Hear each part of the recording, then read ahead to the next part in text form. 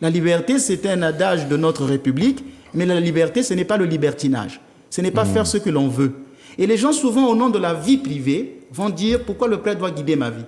Des gens qui disent de telles choses, en d'autres termes, ils veulent dire « Je n'ai pas à tout te dire. Je fais ce que je veux. » Regardez, pourquoi on a le code Rousseau.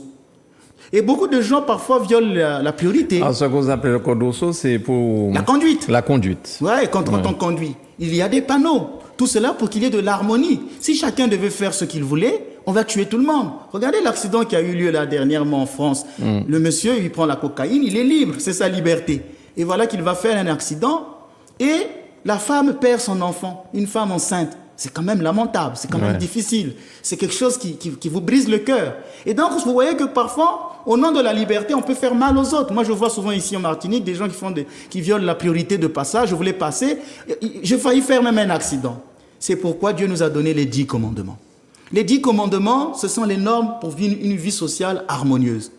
Je ne sais pas, je vais lire les 10 commandements rapidement et je vais poser des questions. Laissez-moi peut-être 10 minutes, j'espère que l'émission ne va pas s'alourdir. Premier commandement. Moi, l'Éternel, je suis ton Dieu qui t'ai fait sortir du pays d'Égypte, de la maison des esclaves. Tu n'auras pas d'autre Dieu en face de moi. Je pose la question à celui qui vient se confesser. Avez-vous toujours la pensée, la crainte de Dieu en votre cœur? Votre foi est-elle ébranlée par le scepticisme et le doute?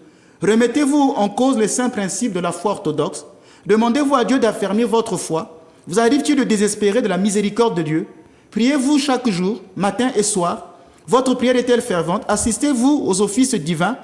Préférez-vous lire des livres religieux et en lisez d'autres? Avez-vous lu des livres athées, hérétiques, des livres de magie? Quand l'Église vous demande de l'aider, faites-vous volontiers des donations? Avez-vous participé à des séances de spiritisme, de magie? Lisez-vous des horoscopes, l'astrologie? Vous intéressez-vous à l'occultisme? Avez-vous oublié la chose la plus importante de l'existence, c'est-à-dire votre préparation à la vie éternelle? Sur cette première question, je voulais vous dire, par exemple, les personnes qui ne vont pas à la messe du dimanche et préfèrent aller au carnaval sont en état de péché mortel. Deuxième commandement, tu ne te feras pas de statue. Je m'arrête là. Dieu a-t-il pour vous la première place? Peut-être que Dieu ne prend pas chez vous la première place qui est laissée à quelque chose d'autre, comme par exemple l'accumulation d'argent, l'acquisition de propriétés, l'amusement, la distraction, la nourriture ou la boisson, les vêtements, l'apparence extérieure, le désir de ne vous consacrer qu'à vous-même, celui du jour, le premier rôle, de recevoir des louanges, de passer votre temps à vous distraire, à lire des livres frivoles. Les gens aujourd'hui passent plus leur temps avec leur téléphone portable sur les mains que de lire la Bible. Vous voyez? Alors les gens vont par exemple s'acheter